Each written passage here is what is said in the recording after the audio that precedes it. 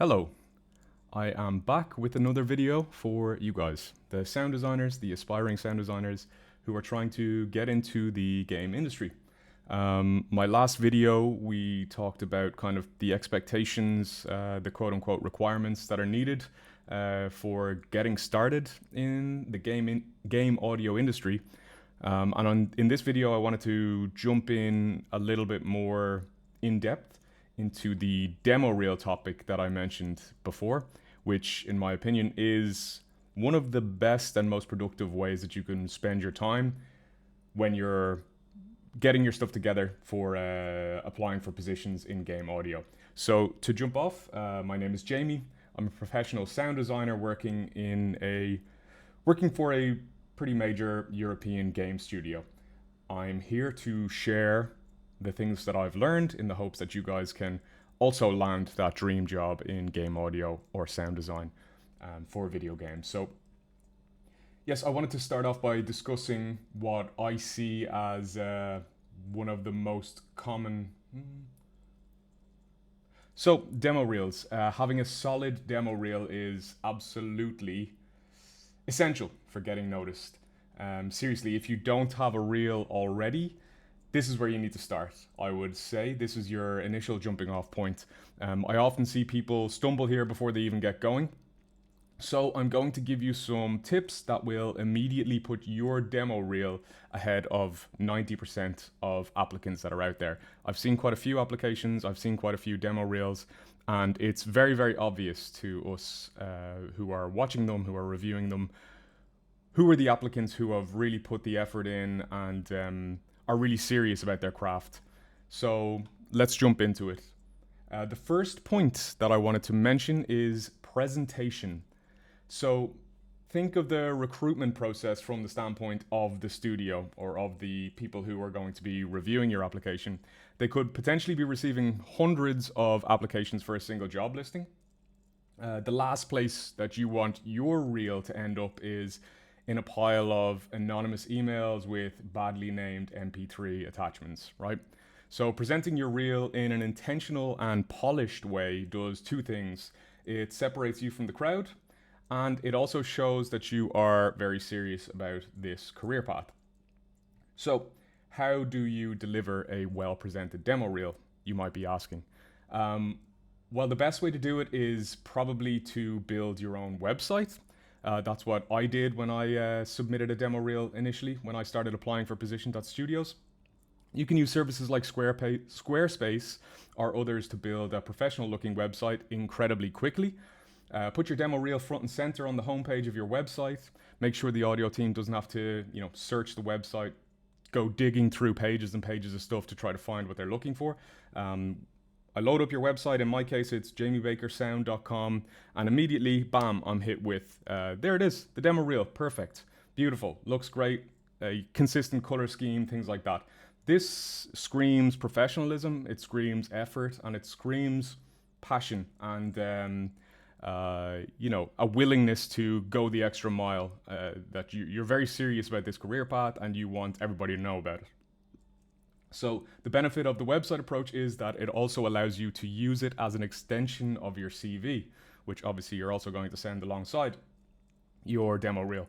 So you can write an About Me page, tell them what games you're playing, what's your favorite sound from a movie, do you play any instruments, do you have any other hobbies, let your personality and interests shine through. So the website approach is an excellent way to stand out in terms of presentation. It doesn't really get much better than that. It's the pinnacle of presentation for demo reels. Number two, when it comes to your demo reel, is duration. So keep your demo reel short. I mean, very short. 60 to 90 seconds of your absolute best material. That's the sweet spot, in my opinion. As mentioned in point one, the audio lead or the hiring manager might have hundreds and hundreds of applications to go through. So respect their time by omitting the 2-minute long forest ambience that you designed. I'm sure it sounds fantastic, but these people simply don't have the luxury or the time to listen to absolutely everything in full. You want to engage them, you want to hold their attention, keep it short, keep it impactful, keep it sweet, and hit them with your best ear candy. they will absolutely love you for it. So number 3 on my checklist of demo reel gold stars is the content itself. So what should you actually be including in your demo reel? It's quite tricky to answer generically because it really does depend on what type of games you want to work on, what type of games the studio that you're applying for develop. So I can start this section with some things that you absolutely should not include. The first one being music. When you are applying for a sound design role, let us hear the sound design, right? Working as a composer or a music designer is a completely separate set of skills, and while they are very, very nice skills to have, the audio lead reviewing your reel is really not interested in them for this position. Number 2, silence. Your demo reel is short, as we mentioned previously. Make sure you are making the most out of absolutely every second.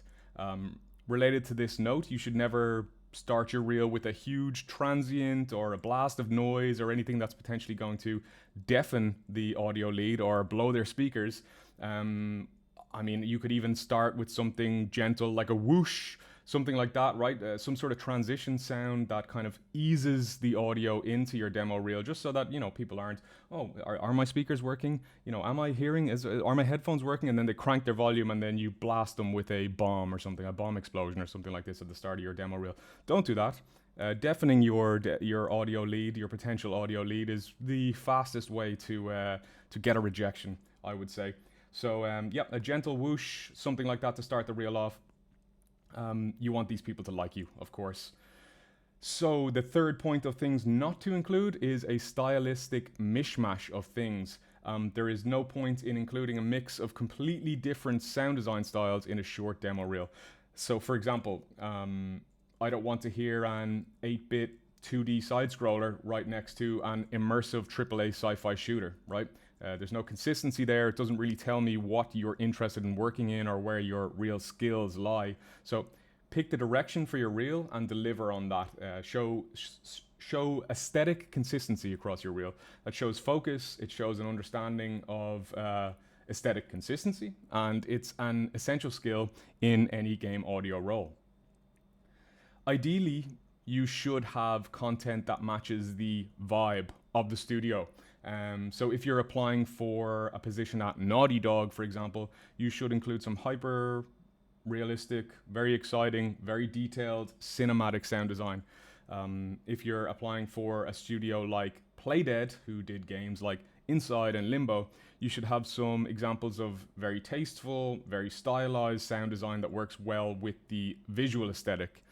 Better yet, best of all, include a redesign of a game that the studio themselves has developed. So if you're applying for Naughty Dog, include a Last of Us redesign or a Uncharted redesign. Quite ambitious to redesign these games that already sound absolutely fantastic, but it is appreciated and it shows like a passion for the titles that the studio has already been working on. So a big win in most cases. Another big question: do you need to include some examples of middleware implementation? Do you need some footage of Wwise implementation that you've done in your demo reel? As I've mentioned in my previous video, having some understanding of Wwise or FMOD is absolutely essential when you're applying for a game audio position.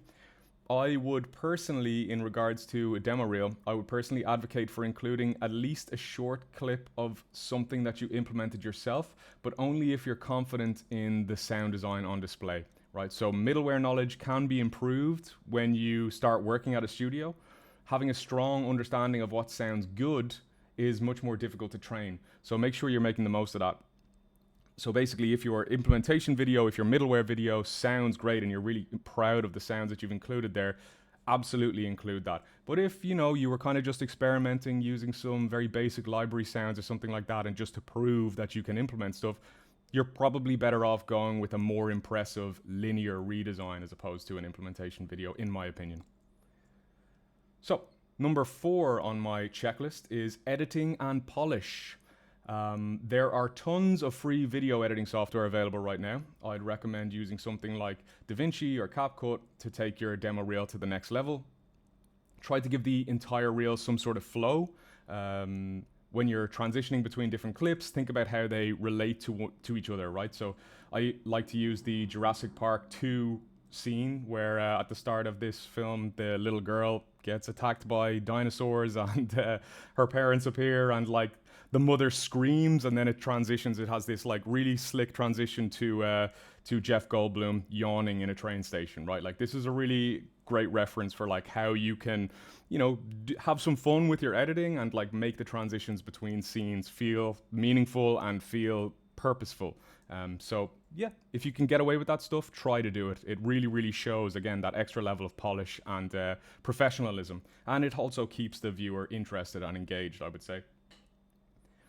Also, a little bit of extra text in the lower third that includes the name of the game that's in the reel. So if it's a Last of Us redesign, include that right in the lower third. Say cinematic redesign, linear redesign, The Last of Us Part 2 by Naughty Dog. Just include those little details. Again, it's not totally necessary all the time, but it just shows that extra level of oomph, that willingness to kind of push and polish things a little bit more, which is always a good trait to have in any studio, in any job, obviously. Number 5, the last thing I wanted to mention in terms of your demo reel is to polish that audio. This is a big one that you really, really need to be certain of before you hit the send button. So make sure the volume of your reel is consistent throughout. It's an audio roll, so missing things like this will really, really stand out to anybody who's reviewing it.